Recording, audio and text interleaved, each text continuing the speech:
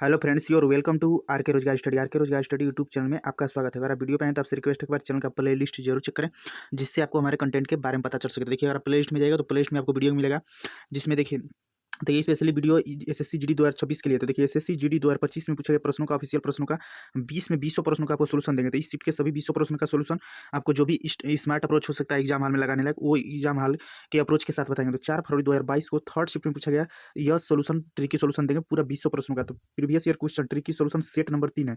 इससे पहले इसका 2 पार्ट अपलोड कर दिया गया, सेट नंबर 1 और सेट नंबर 2। तो जैसा कि जानते हैं कि 4 फरवरी से एग्जाम स्टार्ट हुआ था, तो इसीलिए हम 4 फरवरी से इसे एनालिसिस को स्टार्ट किए हैं। तो देखिए, एसएससी जी 2024 का एग्जाम हम खुद क्वालिफाई किए थे, हाइट में 12 हुए। तो देखिए, डीवीपीएसटी सब कुछ हम बैठे थे, तो देखिए ये बनाए हुए हैं। और एसएससी जी 2024 का अगर आप सोल्यूशन देखना चाहते हैं मैथ, रीजनिंग, हिंदी, जीके सभी का, तो सभी का शिफ्ट वाइज सोल्यूशन अपलोड किया गया चैनल, तो प्ले लिस्ट जरूर देखें। तो देखिए, इन सभी प्रश्नों को आपको बारी बारी से सॉल्व करेंगे। तो आइए हम टाइम वेस्ट न करते हुए क्लास को स्टार्ट करते हैं। तो ये सभी प्रश्न एसएससी जीडी में पूछे गए 2025 में रियल प्रश्न है, जो 4 फरवरी 2025 को थर्ड शिफ्ट में पूछे गए रियल और ऑफिशियल प्रश्न है। तो देखिए, प्रश्न पहला क्या कहता है, तो 2 वर्षों के देखिए अच्छे अच्छे क्वेश्चन भी है, यानी 20 में 20 प्रश्नों को हम सॉल्व करेंगे। ऐसा नहीं है एक भी प्रश्न को स्किप करेंगे। देखिए, इतना लेंदी क्वेश्चन है, सभी क्वेश्चन का हम आपको ट्रिकी सोल्यूशन बताएंगे एग्जाम अप्रोच के साथ, जिससे आप एग्जाम हॉल में भी प्रश्नों को सेकंडों में सॉल्व कर पाएंगे। तो अगर आप एसएससी के लिए प्रिपरेशन करें तो आपके लिए सीरीज बहुत ही हेल्पफुल होगी, रामबाण साबित होगी। 2 वर्षों की अवधि के लिए 6% प्रति वर्ष की दर से एक मूलधन राशि पर साधारण ब्याज 318 रुपया है। तो मूलधन राशि बताइए, यानी कि मूलधन कोई 100 होगा, ठीक है, मूलधन कोई 100 रहा होगा, उस पर कह रहा है ना कि 6% की दर से 2 वर्षों का साधारण ब्याज क्या होता है। साधारण ब्याज बराबर होता है दर गुणे समय, यानी कि दर गुणे समय करेंगे तो 6 × 2 यानी कि 12%। जो हमारा साधारण ब्याज हो जाएगा, तो साधारण ब्याज कितना होगा, साधारण ब्याज हो जाएगा 12%। तो साधारण ब्याज हो जाएगा 12%, और साधारण ब्याज का मान दे दिया है कि साधारण ब्याज जो रुपया में है वो है 318 रुपया। तो साधारण ब्याज है 12%, तो 12% का मान हो जाएगा 318 रुपये के बराबर। तो पूछा है कि मूलधन बताइए, तो मूलधन हमारा कितना है, तो मूलधन मान है पी को 100, तो मूलधन यानी कि 100% का मान बताएंगे। पी जिसे मूलधन कहा जाता है, तो मूलधन यानी 100% का मान बताएंगे, तो हमारा हो जाएगा 318 बटा में हो जाएगा 12 इंटू हो जाएगा 100। अब इसे कैलकुलेशन करेंगे, तो देखिए इसे कटाएंगे 4 से, इसे 4 से कटा दीजिए आप चाहेंगे तो 4 7 28, 4 7 28 हो जाएगा, ठीक। और फिर हमारा हो जाएगा 38, ये तो 4 से कटेगा नहीं। तो देखिए 4 से इसे कटा देते हैं, 4 3 12 और ये हो जाएगा 25 चौके 100, ठीक हो गया 3, और 3 से इसे कटा देते हैं तो हो जाएगा 3 9 27, 3 3 दाएं 30 हो जाएगा, और ये हो जाएगा हमारा 3 दाएं 30 और 3 छक्का 18 यानी 106, और 106 में जब 25 का मल्टीप्लाई करेंगे तो 106 में जब 25 का मल्टीप्लाई करेंगे तो 106 में जब 25 का मल्टीप्लाई करेंगे तो हमारा आ जाएगा 2650। तो 2650 रुपये ऑप्शन नंबर बी इस प्रश्न का, ऑप्शन नंबर 2 इस प्रश्न का सही आंसर हो जाता है। ऑप्शन नंबर 2 इस प्रश्न का सही आंसर हो जाएगा। नेक्स्ट प्रश्न पे आ जाएंगे। अगर आप इन प्रश्नों का पीडीएफ पाना चाहते हैं तो उसके लिए टेलीग्राम ग्रुप से जुड़िए, जिसका लिंक किसी वीडियो के डिस्क्रिप्शन बॉक्स में दिया गया। वहाँ पे पहले इस प्रश्नों का पीडीएफ सेंड करते हैं, फिर सोल्यूशन कराते हैं। तो आप वहाँ से पहले प्रश्नों का प्रैक्टिस एक बार आप खुद से कर लीजिए, इसके बाद सोल्यूशन के लिए वीडियो देख लीजिए। 3 क्रमागत महीनों में ईंधन के इतना 40%, 10% और 50% कमी है, लेकिन चौथे महीने में 50% की वृद्धि होती है। वास्तविक मूल्य की तुलना में चौथे महीने के ईंधन में मूल्य प्रतिशत या कमी या वृद्धि बताइए। तो मान लीजिए कि मूल जो कीमत है ना वो 100 था, ठीक है। मूल जो कीमत है उसका मान लीजिए कि 100, कोई भी राशि अपने आप में 100 होती है, तो मान लिया 100। पहले वर्ष क्या हुआ, तो पहले वर्ष 40% की कमी हो गई, फिर दूसरे वर्ष जो है 10% की कमी हो गई, और फिर तीसरे वर्ष 50% की कमी हो गई। फिर इसके बाद कह रहा है कि लेकिन चौथे वर्ष में 50% की वृद्धि हो गई। तो चौथे वर्ष में 50% की वृद्धि हो गई, तो कह रहा है ना कि वास्तविक जो ये 100 था, तो इससे यहाँ वाली बात का मूल्य क्या है। तो बात के मूल्य के लिए क्या करेंगे कि रेशियो को हम सीधा लेकर चलेंगे। तो देखिए, इससे आप जाइएगा, मैथ का चैप्टर वाइज क्लास अपलोड किया है, जिसमें भी पुलिस के लिए स्पेशली मैथ का चैप्टर वाइज क्लास। तो उसमें जाकर एक बार आप देख जाइए पूरा परसेंटेज, और जो भी आपके क्वेश्चन फंसे हैं उसको सभी को देख जाइए। तो देखिए 100 में से 40% का अगर छूट दिया तो कितना में दिया होगा, तो 40% छूट, यानी 100 में से 40 घटा देंगे तो 60 हो जाएगा। 60% के लिए 100 कर दिए, फिर 10% घटाएंगे तो 100 में से 10 घटाएंगे यानी कि 90, 90 बटा में हो जाएगा 100। फिर 50% का छूट है तो 100 में से 50 घटाएंगे यानी कि 50 बटा में हो जाएगा 100। और फिर ये है 50% की वृद्धि, तो 50% की वृद्धि यानी 100 की राशि में 50% की वृद्धि, तो 150 बटा में 100। अब हमको क्या करना है कि अब आपको इसे सिर्फ कैलकुलेशन करना है। तो 0 से 0 कटा देंगे, ये देखिए 0 से 0 कटा देंगे, ये 0 से 0 कटा देंगे, ये 0 से 0 कटा देंगे, फिर ये 0 से ये हमारा 0 कट जाएगा। अब इसे और काट कर छोटा करेंगे तो 5 एकम 5 दूनी के 10, ठीक है, और 5 तिहाई 15 और 5 दूनी के 10। अब हमारा सॉल्व हुआ तो कितना आ गया, अब देखिए इसे 2 से कटा देते 2 तिहाई 6। अब देखिए ऊपर आ गया हमारा 3 इंटू 9 इंटू 3, ऊपर बचा है, नीचे कितना बचा है, तो नीचे बचा है मात्र 2, ठीक है। जब इससे गुणा करेंगे तो हमारा आ जाएगा 29 27 और 27 यहाँ हो जाएगा 81, और 81 बटा में 2। तो जब 81 में 2 का भाग करिएगा, जब 81 में 2 का भाग करेंगे तो कितना आ जाएगा, आ जाएगा 40.5। हमारा कितना आ जाएगा, आ जाएगा 40.5, जो इसका मान आ गया, यहाँ पे आ गया हमारा 40.5, ये परिवर्तन के बाद। तो क्वेश्चन क्या पूछा है, तो पूछा है ना कि वास्तविक मूल्य की तुलना में चौथे महीने के में ईंधन के मूल्य में प्रतिशत कमी या लाभ बताइए। तो 100 था शुरू में, और चौथे लास्ट में कितना हो गया, तो लास्ट में हो गया 40.5। तो कितना परिवर्तन हुआ, तो 40.5 यानी कि कितना कितना ये परिवर्तन हो गया, तो हो गया 59.5 का। तो 59.5% की कमी इस प्रश्न का सही आंसर होगा। 59.5%, देखिए क्योंकि शुरुआत में 100 था और 100 से हो गया 49.5, यानी कि 100 में से 100 में से हो जाएगा ये 81 है ना, तो 81 है, तो यानी हमारा हो जाएगा तो देखिए 40.5, तो 100 में से जब 40.5 घटेगा तो 59.5% की कमी इस प्रश्न का सही आंसर हो जाएगा। देखिए आप सबसे पहले पीडीएफ एक बार जाकर टेलीग्राम ग्रुप से ज्वाइन करिए, वहाँ पे से पहले इसका आप खुद से टेस्ट करिए, इसके बाद इस सेट को देखिएगा ना तो आपको बहुत ही बेनिफिट होगा। पीडीएफ आने के लिए टेलीग्राम ग्रुप से जुड़े और वीडियो पे जो भी ऐड पर चाह रहे हैं उसे स्किप न करें, कम से कम 2 मिनट तक जरूर देखें, आपसे रिक्वेस्ट है। अगर सोल्यूशन आपको पसंद आ रहा हो तो देखिए 400 से इसी प्रकार हम सभी एग्जाम होने तक सभी सेट का हम शिफ्ट वाइज सोल्यूशन देंगे, जिससे आपको क्या होगा कि बेनिफिट होगा, स्पीड भी बनेगा और आप देख पाएंगे किस प्रकार शिफ्ट में जो है क्वेश्चन चेंज होते हैं एसएससी में। तो 400 से 1200 रुपये प्रति 100 के भाव से खरीदे गए, तो अगर 400 सेव 100 अगर 400 सेव जो है वो 1200 रुपये प्रति सेव की भाव से खरीदे गए तो सीपी हमारा कितना होगा, तो सीपी हमारा हो जाएगा कितना, तो 100 सेव कितने में खरीद रहा है, तो 100 सेव का दाम है 1200 रुपये, 100 सेव का दाम है 1200 रुपये, ठीक है। कोरान देखिए यहाँ 1200 प्रति 100 के भाव से खरीदा गया, 1200 प्रति 100 के रुपये, 1200 रुपया प्रति 100, यानी कि 100 सेव का दाम है 1200 रुपया।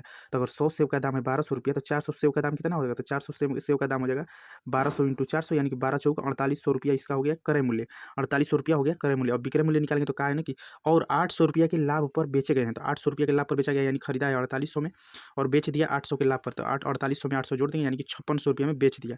कितने में बेच दिया, तो बेच दिया 5600 में। क्वेश्चन कर रहा है कि सेब का प्रति दर्जन विक्रय मूल्य ज्ञात कीजिए, तो सेव का प्रति दर्जन विक्रय मूल्य बताना है कि प्रति दर्जन बताइए। तो सेव पर सेव की संख्या निकालिए कि दर्जन में सेव कितने हैं, अगर सेव दर्जन में कितने हैं तो टोटल सेव हमारे थे कितने, तो टोटल सेव है देखिए शुरू में दिया है टोटल 400 सेव है, टोटल अगर 400 सेव है और एक दर्जन में 12 सेव होता है तो 12 से भाग कर देंगे तो हमारा निकल जाएगा कितना दर्जन हमारा सेव है, तो 12 से अगर भाग करिएगा तो आ जाएगा 12 3 36, 12 3 36, तो 33.33 ये हो जाएगा हमारा दर्जन, 33.33 दर्जन सेव है, 33.33 दर्जन हमारे सेव हैं।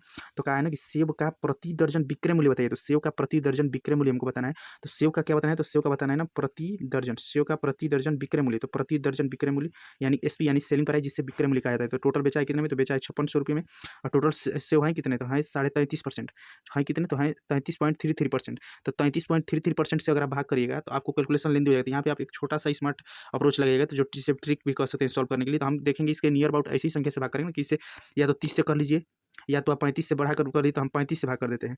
तो अगर हम 5600 में अगर 3500 से भाग करेंगे तो हमारा आ जाएगा 160, अगर 5600 में अगर हम 3500 से भाग करेंगे तो हमारा आ जाएगा 160। तो देखिए अगर 160 आ गया तो जो भी हमारा रियल आंसर होगा ना वो क्या होगा, तो 160 से ऊपर होगा, जो भी हमारा रियल आंसर आएगा वो 160 से जस्ट अधिक, थोड़ा सा अधिक आएगा। क्योंकि ऑप्शन हम 33 से भाग करना था, 33.33 से भाग करना था, लेकिन हम कर दिए 35 से। 33 पॉइंट देखिए यहाँ पे 33.33 से भाग करना था। तो अगर आप 5600 में 33.33 से भाग कर लेते हैं तो अगर आप कैलकुलेशन करवाएंगे तो कैलकुलेशन लेंदी होगा। तो इसको शॉर्ट में करने के लिए क्या ट्रिक अपनाइएगा, स्मार्ट अप्रोच। इसमें क्या करिएगा ना कि 5600 में हम 33 से न करके 33.33 से न करके 35 से भाग कर दिए। अगर हम 35 से भाग कर दिए तो हमारा माना गया 160, अगर 160 माना गया तो ये इससे कन्फर्म है कि जो भी हमारा सही आंसर होगा ना, क्योंकि 33 से बजाय हम 35 से भाग किए हैं, यानी कि लगभग डेढ़ से अधिक का हम बढ़ा के भाग किए हैं। तो अगर बढ़ा के भाग किए हैं तो जो भी हमारा उत्तर आएगा वो 160 से अधिक आएगा और 160 के आसपास भी आएगा। तो 158 जो 160 से कम है तो ये हमारा ऑप्शन नहीं होगा। 178 160 से बहुत अधिक है और 183 भी 160 से बहुत अधिक है। तो 160 के आसपास कौन है, तो 160 के आसपास है 168। तो इसी स्मार्ट अप्रोच के साथ आप कैलकुलेशन को ईजी कर सकते हैं। आपसे रिक्वेस्ट है कि वीडियो पे अगर जो भी ऐड है, अगर आपको सोल्यूशन पसंद है तो प्लीज़ ऐड को स्किप न करें। हम सभी 20 में 20 प्रश्नों का आपको सोल्यूशन बताएंगे। तो देखिए रितु और मोना मिलकर एक घर को 18 दिनों में पूरा कर सकती हैं। तो ये हो जाएगी रितु और ये हो जाएगी मोना, कितने दिनों में कर सकती हैं, तो ये 18 दिनों में पूरा कर सकती हैं। रितु अकेले 27 दिनों में, जो रितु है ना वो अकेले 27 दिनों में कर सकती है। तो टोटल काम निकालेंगे, टोटल काम क्या होता है, तो टोटल काम इन दोनों का एलसीएम हो जाएगा। तो 18 और 27 का एलसीएम निकालेंगे तो कितना हो जाएगा, तो हो जाएगा हमारा 54। और जब ये 54 हो गया ना, इसके बाद एफिशिएंसी निकालेंगे। एफिशिएंसी जो होती है कार्य करने की क्षमता होती है, तो एफिशिएंसी के लिए बारी बारी से भाग करते हैं। तो 18 3 54 और 27 दूनी के 54, ये हो गई कार्य करने की क्षमता। यानी कि जो है ना ये कौन कौन है, तो रितु और मोना एक दिन में 3 काम करते हैं और रितु अकेला अगर काम करती है तो एक दिन में 2 काम करती है। क्वेश्चन पूछा है ना कि मोना को अकेले उस पेंटिंग को पूरा करने में कितना समय लगेगा, तो मोना का समय निकालेंगे कि मोना को पूरा करने में कितना समय लगेगा, तो मोना का समय निकालेंगे। तो टोटल काम कितना करना है, तो टोटल काम करना है 54 और मोना एक दिन में कितना करती है, तो मोना और रितु मिलकर एक दिन में 3 काम करते हैं और जबकि रितु अकेला 2 काम करती है। तो मोना यानी कि मोना 1 काम करती होगी, क्योंकि मोना और रितु अगर मिल रही हैं तो एक दिन में 3 काम करती हैं, जबकि रितु अकेले 2 काम करती रही। तो 3 में से 2 घटा दिए तो 1 आया, 1 किसका मान हो गया, तो 1 हो गया मोना का मान। और मोना का मान पूछा है तो मोना का हो जाएगा 54/1, तो 54/1 यानी कि 54 दिन। तो 54 दिन ऑप्शन नंबर 4 इस प्रश्न का सही आंसर हो जाएगा। पीडीएफ पाने के लिए टेलीग्राम ग्रुप से जरूर जुड़ें। 2 संख्याओं का अनुपात 19/24 है, ठीक है। कोई 2 संख्या, इसको हम आपको ट्रिक से सॉल्व करना बता रहे हैं। ट्रिक से आप इसे कैसे सॉल्व करेंगे। तो देखिए बहुत लोग क्या करते हैं बेसिक पहले लगाते हैं। तो बेसिकली क्या करेंगे, तो ये हो जाएगा 19, ये हो जाएगा 24 और इसमें से कराने प्रत्येक में से 36 घटा देते हैं। इसमें से भी 36 घटाएंगे, इसको यक्स मानेंगे, इसको यक्स मानेंगे, फिर इसमें से 36 घटाएंगे और फिर बराबर करेंगे 3/4। यही इसका बेसिक रूल होता है। तो बेसिक रूल के लिए फिर इसका 3 गुणा करिएगा, फिर तो इससे कैलकुलेशन आपका लेंदी हो जाएगा। कैलकुलेशन लेंदी होता है। इसका हम एग्जाम के लिए आपको स्मार्ट अप्रोच बता रहे हैं कि किस प्रकार आप इसे सेकंडों में मतलब कि आप समय बचा सकते हैं और आपको इतना ज़्यादा कैलकुलेशन करने की कोई जरूरत नहीं है। तो देखिए आपको ट्रिक बता दे रहे हैं। तो आपसे रिक्वेस्ट है कि देखिए, अगर आपको सोल्यूशन पसंद है तो प्लीज़ वीडियो को लाइक और शेयर जरूर करें, और जो भी चैनल पे ऐड प्रचार है उसे स्किप न करें। और मैथ का चैप्टर वाइज क्लास स्टार्ट किया यूपी पुलिस का और एसएसजी के लिए स्पेशल, तो आप उसे जरूर देखें। तो देखिए, दो संख्याओं का अनुपात कितना है, तो अनुपात है 19:24, ठीक है, 19:24 है। कह रहा है यदि प्रत्येक संख्या में 36 घटा दिया जाता है तो अनुपात 3:4 हो जाता है। तो नया अनुपात कितना हो गया, तो नया अनुपात 3:4 हो जाता है। तो कितना घटाने पे कह रहा है ना, तो इससे पहले देखें कितना घटा रहा है। तो अगर 19 से अगर 3 हो रहा है, अगर 19 से कोई संख्या 3 हो जा रही है तो कितनी घट रही है। तो अपनी सुविधा अनुसार आप वीडियो को स्लो या फास्ट करके जरूर देखिएगा। तो अगर मान लीजिए कि शुरू में 19 था और अब हो गया 3, तो 19 से 3 यानी कि कितना घटा है, तो माइनस में 16 घटा है, ठीक है, 16 घटा है। और 24 से अगर कोई संख्या 4 हुई तो कितना घटी है, तो ये घटी है -20, ये -20 घटी है, ठीक है। ये कितना घटी है, तो ये -20 घटी। अब कहना है, कहा है क्वेश्चन में कि यदि प्रत्येक संख्या में से 36 घटा दिया जाए, प्रत्येक संख्या में से कितना घटाया जाए, 36, तो संख्याओं का योग बताइए। तो प्रत्येक संख्या में से ना कहा है कि 36 घटा दिया जाए, तो हम इन दोनों का अंतर देखेंगे। तो यहाँ देख रहे हैं तो 16 घटा रहा है, यहाँ देख रहे हैं तो 20 घटा रहा है। इन दोनों में कितना का अंतर है, अगर इन दोनों में डिफरेंट देखें 16 और 20 में, तो कितना का अंतर है, तो 4 का। क्योंकि पहले पहले जो है 19 से 3 हो जा रहा है तो 16 घटा रहा है, फिर दोबारा देखिए 24 से 4 हो जा रहा है तो 20 घटा रहा है। अगर 16 और 20 में अंतर देखें तो 4 का अंतर है, तो 4 का मान किसके बराबर कर देंगे, 4 का मान कहा है कि 4 का मान किसके बराबर हो जाएगा, तो देखिए, तो हमारा अंतर आया 4, 4 का मान किसके बराबर, तो कहा है ना कि यदि प्रत्येक संख्या में से 36 घटा दिए तो 4 का मान हो जाएगा 36 के बराबर। क्योंकि अंतर दिया है, 36 घटा दिया यानी अंतर कर दिया है, तो 4 रेशियो का मान हो जाएगा 36 के बराबर। तो 1 रेशियो का मान कितना आएगा, तो 1 रेशियो का मान आ जाएगा 9 के बराबर। तो पूछा क्या है, तो पूछा है संख्याओं का योग। तो संख्याओं का योग कितना है, तो इस संख्याओं का योग कितना है, तो 26, 19 और 26, 19 और 24 दोनों को अगर जोड़ेंगे तो कितना हो जाएगा, तो 19 और 24 को जोड़ेंगे तो हमारा हो जाएगा 43। 43 रेशियो में 43 हो जाएगा, और 1 रेशियो का मान है 9, तो 43 रेशियो का मान करेंगे तो 43 में 9 का भाग गुणा करेंगे। तो अगर 9 का भाग गुणा करेंगे तो 29, 27, लास्ट में जो यूनिट डिजिट आएगा ना वो 7 आएगा। लास्ट में 43 में 9 का मल्टीप्लाई करेंगे तो लास्ट का हमारा यूनिट डिजिट 7 आएगा। तो देखिए, फर्स्ट वाले ऑप्शन में 7 नहीं है, सेकंड वाले में भी 7 नहीं है, थर्ड वाले में 7 नहीं है, तो 7 वाला डायरेक्ट उत्तर हम कर देंगे। तो यहाँ से हम कुछ सेकंड का, मान लीजिए कि 5 सेकंड का आप कम से कम समय बचा सकते हैं। क्योंकि बहुत से स्टूडेंट क्या करेंगे ना कि यहाँ पे पूरा कैलकुलेशन करेंगे, पूरा कैलकुलेशन करके 387 निकालेंगे, जिसका कोई अर्थ नहीं है। 387 से क्या मतलब है, क्योंकि हमको 43 में 9 का मल्टीप्लाई करना है। तो अगर 43 में 9 का मल्टीप्लाई करेंगे तो लास्ट वाला जो डिजिट होगा 29, 27, लास्ट वाला डिजिट हमारा 7 आएगा ऑप्शन, और 7 वाला सिर्फ एक ही ऑप्शन है, ऑप्शन नंबर 4। तो ऑप्शन नंबर 4 हमारा सही आंसर हो जाएगा। आपसे रिक्वेस्ट है कि वीडियो को ज़्यादा से ज़्यादा लाइक और शेयर करें अगर आप चाहते हैं इसी प्रकार आपको ये सोल्यूशन एग्जाम होने तक सिर्फ 20 में 20 प्रश्न का सोल्यूशन देंगे। ऐसा नहीं है कि एक भी प्रश्न हम आपको स्किप कर देंगे, क्योंकि एसएससीडी 2024 का एग्जाम खुद हम क्वालिफाई किए हैं, हाइट में बाहर हो गई उत्तर प्रदेश से, तो हमारा स्कोर कार्ड इस सब कुछ देख सकते हैं। अब देखिए, 7 खिलाड़ियों का औसत स्कोर 55 दर्ज किया गया। तो 7 जो खिलाड़ी हैं ना उनका औसत स्कोर 55 है। तो योग निकालेंगे, योग बराबर होता है, योग के लिए होता है औसत गुणे संख्या। तो 7 गुणे 55 करेंगे तो हमारा आ जाएगा 385, ठीक है। फिर कह रहा है कि हालांकि बाद में पता चला कि 35 को गलती से 53 पढ़ लिया गया। तो जो गलती से पढ़ा है ना उसे हम निकालेंगे, और जो यानी कहा है ना कि 35 को गलती से 53 पढ़ दिया, तो 53 गलती से पढ़ दिया है। कह रहा है ना कि 35 को गलती से 53 पढ़ा गया, यानी कि 53 तो इसमें जुटा गया है, तो 53 को हम निकाल लेंगे, हटा देंगे इसमें से। और कह रहा है ना कि सही स्कोर क्या था, सही था 35, तो 35 को जोड़ देंगे, जो सही स्कोर होता है उसे जोड़ देते हैं, जो गलत होता है उससे घटा देते हैं। अब इनका अंतर करेंगे तो 385 में से 53 घटा के अगर आप 35 जोड़िएगा तो हमारा आ जाएगा 367। कितना आ जाएगा, आ जाएगा 367। तो पूछा है कि सही औसत स्कोर बताइए, तो सही औसत बताना है हमको, सही औसत। तो अपनी सुविधा अनुसार वीडियो को स्लो या फास्ट करके जरूर देखें, वीडियो पे जो भी ऐड है उसे स्किप ना करें, कम से कम 2 मिनट तक जरूर देखें। तो देखिए, हमारा है 367 और टोटल संख्या कितना है, तो टोटल संख्या है 7। तो 367 में 7 से भाग करेंगे तो हमारा आ जाएगा 7 × 35 और बच गया 14, तो 7 दूनी के 14 यानी 52 पॉइंट कुछ आएगा। तो 52 पॉइंट कुछ वाला ऑप्शन सिर्फ ऑप्शन नंबर 2 है। देखिए, 52 पॉइंट कुछ वाला ऑप्शन नंबर सिर्फ 2 है। तो हम 52.43 नहीं निकालेंगे, हम सिर्फ 52 पॉइंट कुछ आया तो 52, क्योंकि देखिए ये 3 7 से भाग करेंगे तो 7 × 35 हो गया, बचा 17, और 17 में जब भाग करेंगे 7 से तो 7 दूनी के 14 यानी 52, और 52 के बाद दशमलव आएगा। तो 52 के बाद हम क्यों दशमलव को क्यों 43 निकालने जाएं, जब देख रहे हैं कि 52 वाला सिर्फ एक ही ऑप्शन है। तो हम इसे यहाँ से आप नैनो सेकंड का समय बचा सकते हैं, यानी कि 5 सेकंड का, 4 से 5 सेकंड का आप समय बचा सकते हैं। आपको पूरा कैलकुलेशन करने की कोई जरूरत नहीं है। तो इसी प्रकार आप चाहते हैं एग्जाम होने तक आपको ये सोल्यूशन लगातार दिया जा रहा है, तो प्लीज वीडियो को लाइक और शेयर करें। 5 स्टार रेटिंग के प्रश्न है। देखिए ये कहा है ना कि महेश के पास इतना रुपया है, दोनों बेटों में बांट दिया है 10% चक्रवृद्धि ब्याज की दर से, और इसने कहा कि इतना इतना की राशि मिली, तो महेश ने विजय को कितने रुपये दिए। तो देखिए, आपको बता दे रहे हैं क्वेश्चन, नहीं तो हम तो सोच रहे थे इस क्वेश्चन का लास्ट में करा देंगे, लेकिन अभी हम करा दे रहे हैं। तो देखिए, इस क्वेश्चन को सोल्व करने के लिए क्या करना है, कहा है ना कि महेश के पास 1617 रुपये है, उसने इससे अपने बेटों विजय और अजय में बांट दिया। 10% वार्षिक चक्रवृद्धि ब्याज दर पर निवेश करने को कहा।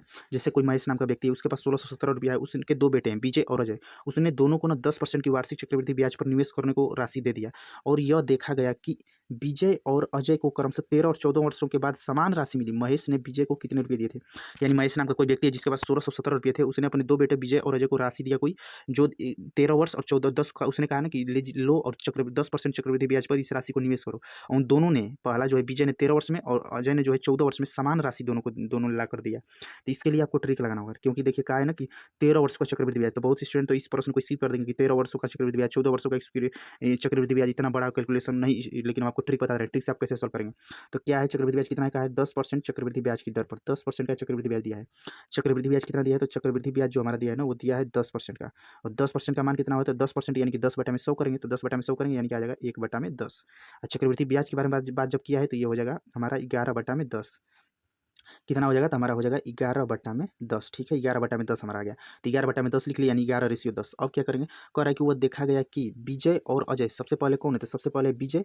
देखिए क्वेश्चन पढ़ेंगे किसको पहले राशि दिया है तो विजय और अजय को मान दिया है, तो ये जो ऊपर वाला मान है ना ये 11 विजय का हो जाएगा और ये जो 10 है वो अजय का हो जाएगा, क्योंकि 11/10 मान आया, हमारा मान आया 11/10, तो विजय पहले है और विजय का हो जाएगा 11 और अजय का मान लेंगे 10। ये ट्रिक है, ट्रिक आप इसी ट्रिक को लगाइएगा आराम से आप सेकंडों में ऐसे प्रश्नों को सॉल्व कर पाएंगे, क्योंकि बहुत से स्टूडेंट ऐसे प्रश्न को स्किप कर देंगे या तो तुक्का मारेंगे, लेकिन आप इस प्रश्न को बिल्कुल सॉल्व कर पाएंगे। आप इस वीडियो को अंत तक जरूर वॉच करें।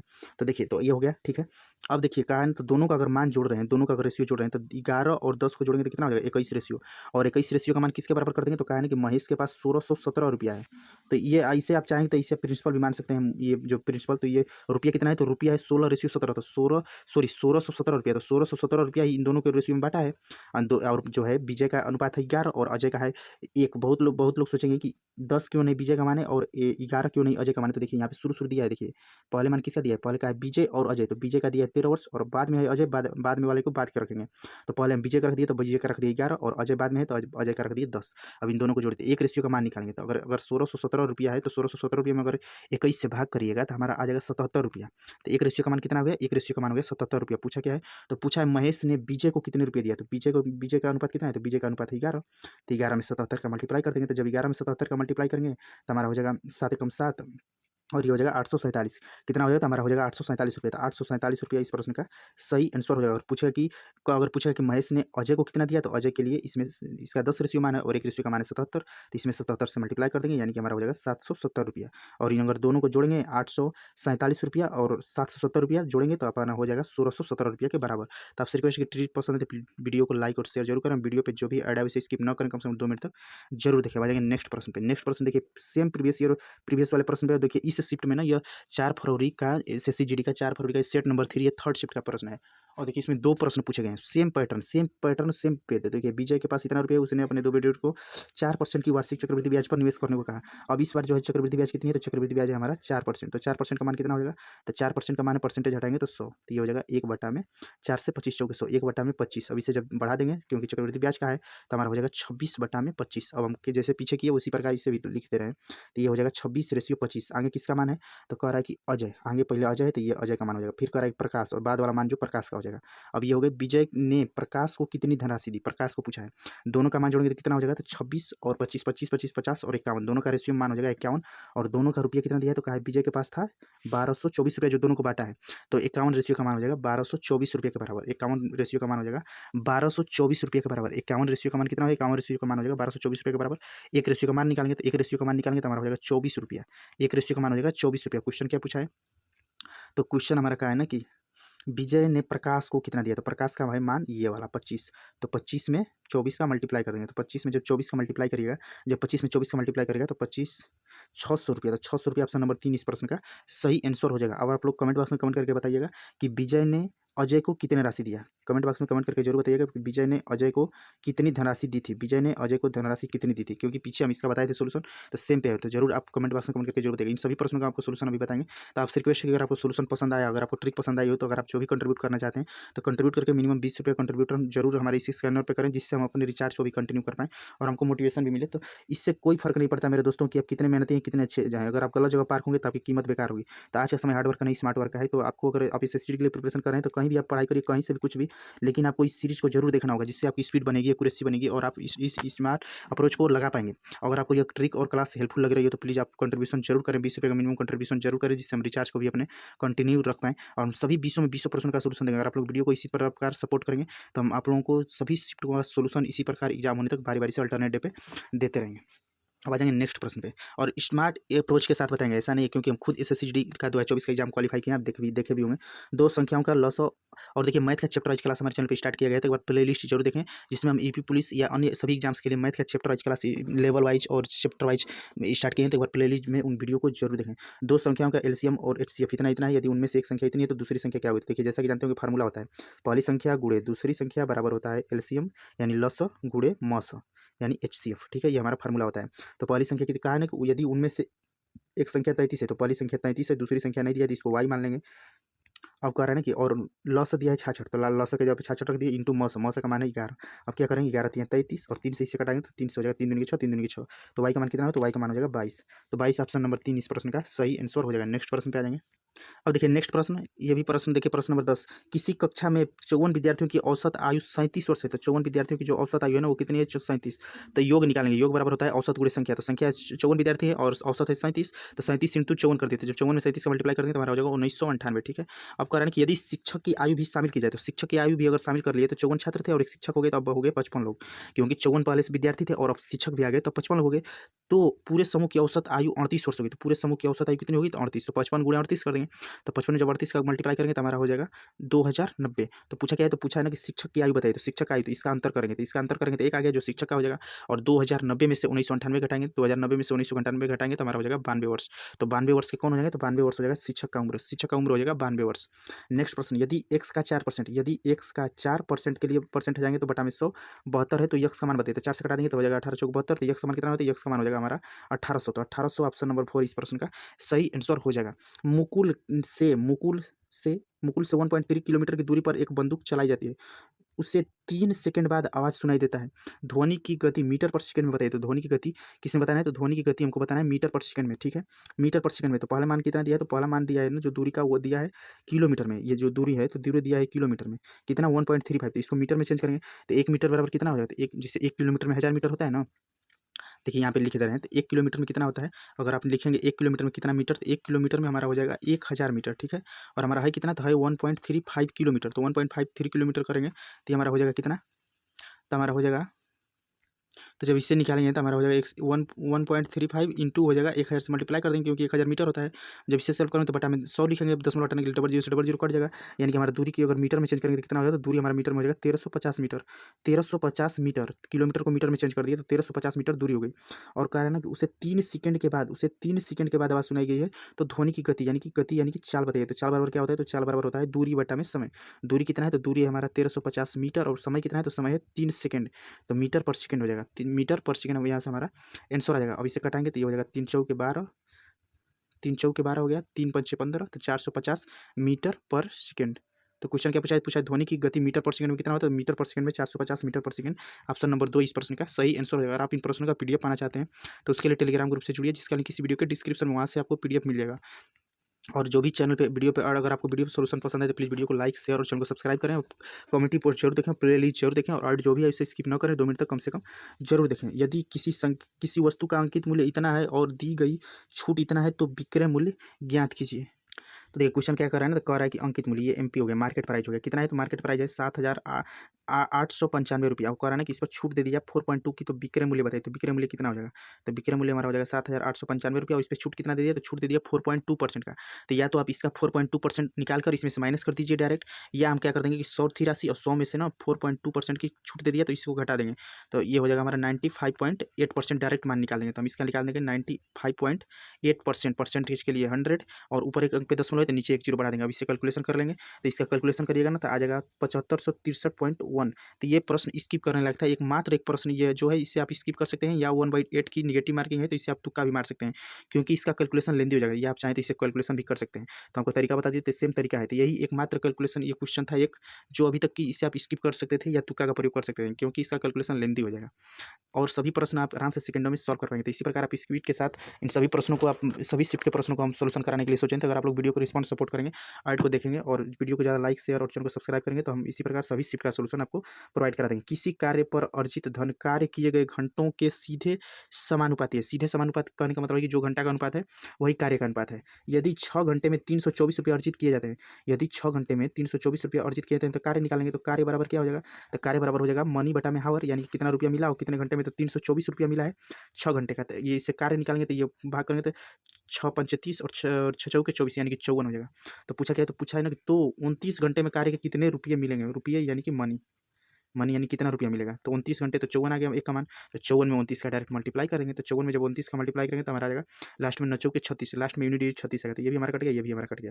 अब बचा या तो ऑप्शन नंबर 1 या तो ऑप्शन नंबर 2। तो 2 ऑप्शन है तो इसे पूरा सॉल्व करना होगा। तो जब पूरा सॉल्व करेंगे तो हमारा हो जाएगा 1566 रुपये। तो 1566 रुपये ऑप्शन नंबर 1 इस प्रश्न का सही आंसर है। 1566 रुपये ऑप्शन नंबर 1 इस प्रश्न का सही आंसर हो जाएगा। वेरी वेरी वेरी इंपॉर्टेंट प्रश्न, और इस प्रश्न को वेरी वेरी वेरी इंपॉर्टेंट करेंगे। एक धारा की चाल 9 किलोमीटर प्रति घंटा है। एक नाव धारा के अनुकूल, अनुकूल मतलब होता है ना धारा की दिशा में, और प्रतिकूल मतलब होता है प्रति, प्रति मतलब उल्टा, प्रति मतलब उल्टा है। और ये देखिए जब भी प्रति लगे ना तो प्रति मतलब समझिए उल्टा। तो प्रतिकूल 28 किलोमीटर की दूरी 7 घंटे में तय करती है। देखिए कह रहा है कि एक नाव धारा के अनुकूल 56 किलोमीटर और धारा के प्रतिकूल यानी धारा के अपोजिट 28 किलोमीटर की दूरी 7 घंटे में तय करती है। तो स्थिर जल में नाव की चाल क्या है। तो देखिए इस प्रश्न को सॉल्व करने के लिए हम आदित्य रंजन सर का उनका जो है 45 दिनों का मैराथन क्लास दिए थे उसको भी देखे हैं।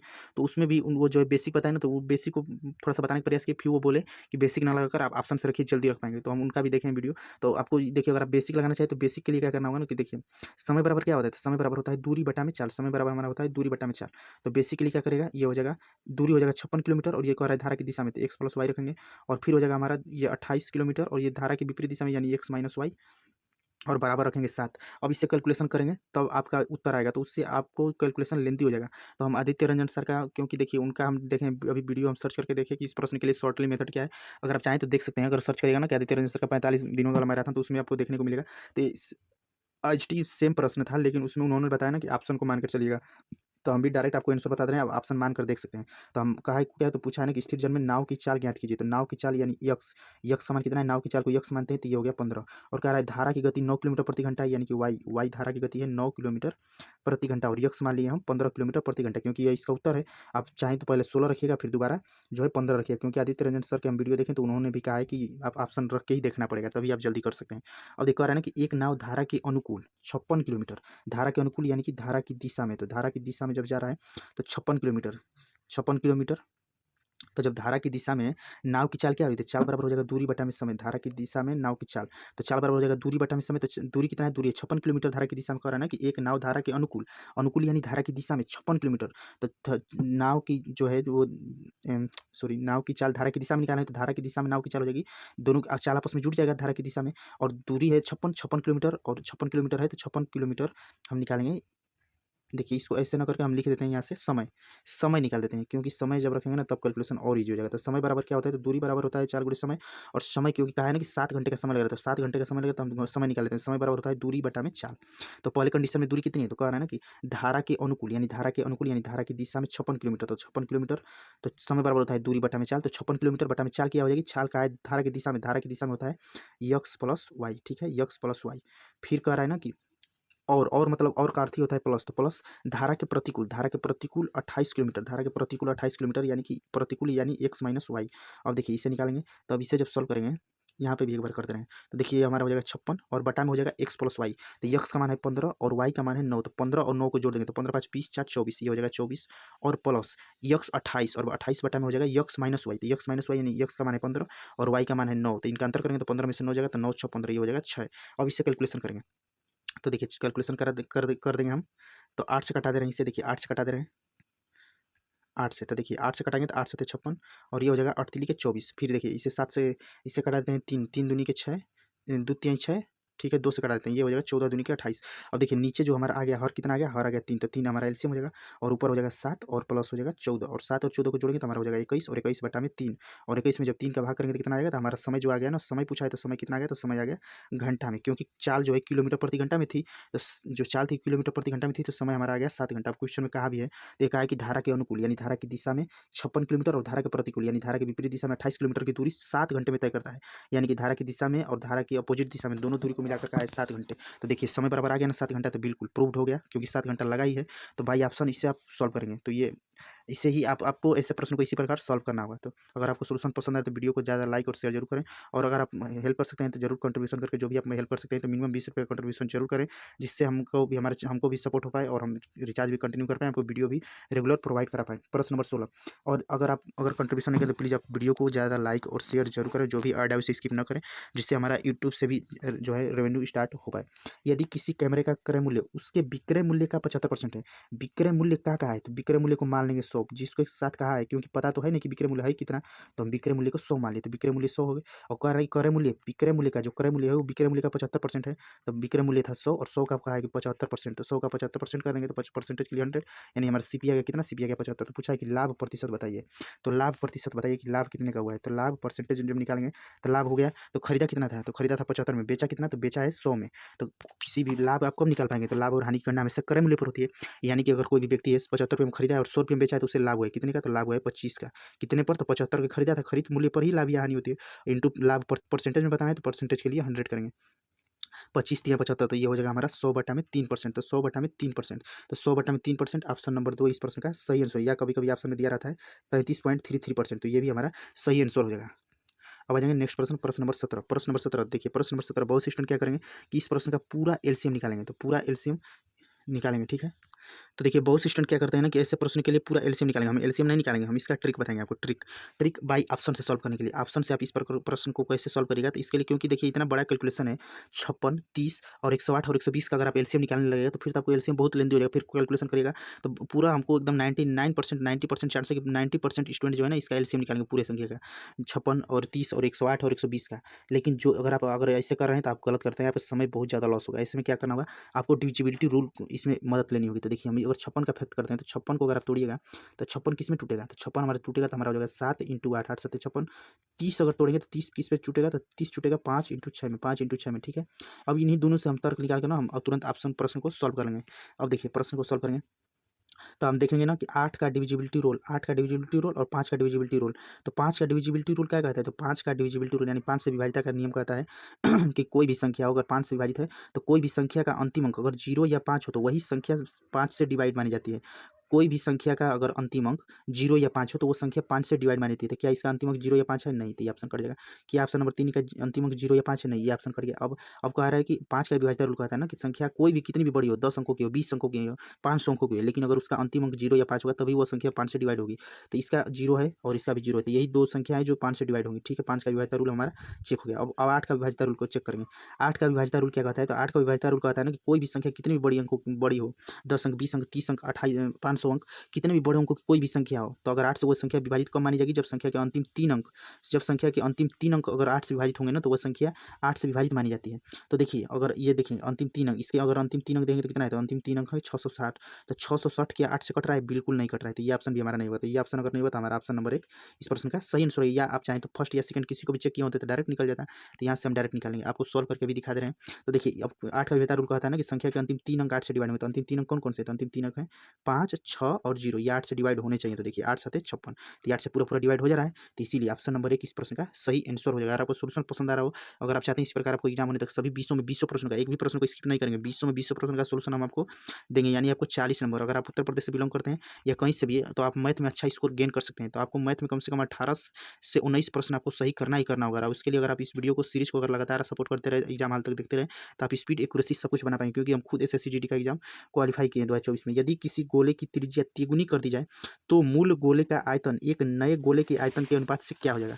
तो यदि कह रहा है ना तो गोले का त्रिज्या, तो देखिए एसएससी जीडी के प्रत्येक शिफ्ट में एक मेंसुरेशन के क्वेश्चन पूछे ही पूछे जाते हैं। एक मेंसुरेशन के प्रत्येक शिफ्ट में क्वेश्चन पूछे ही पूछे जाते हैं, 2024 में भी पूछ रहा था और इस बार भी पूछ रहा है। तो गोले का आयतन का फार्मूला क्या होता है, तो गोले का आयतन का फार्मूला होता है 4/3 पाई आर क्यूब। गोले का आयतन होता है 4/3 पाई आर क्यूब, तो 4/3 और पाई, और कह रहा है ना कि यदि त्रिज्या को तिगुनी कर दिया जाए, त्रिज्या जो है ना उसे 3 गुना कर दिया जाए, तो आर है तो आर को 3r कर दिया जाए। क्वेश्चन ही कहा है, देखिए क्वेश्चन का है ना कि त्रिज्या को तिगुनी कर दिया जाए। क्वेश्चन का है ना कि यदि त्रिज्या को तिगुनी कर दिया जाए तो त्रिज्या को 3 गुना कर देते हैं, तो त्रिज्या पहले आर है तो आर को 3r कर दिए, तो 3 गुना हो गया। अब 3 गुना जब हो गया तो ये हमारा हो जाएगा कितना, तो ये हो जाएगा 4/3 पाई, और ये हो जाएगा हमारा 3 3 के 29 27 आर क्यूब।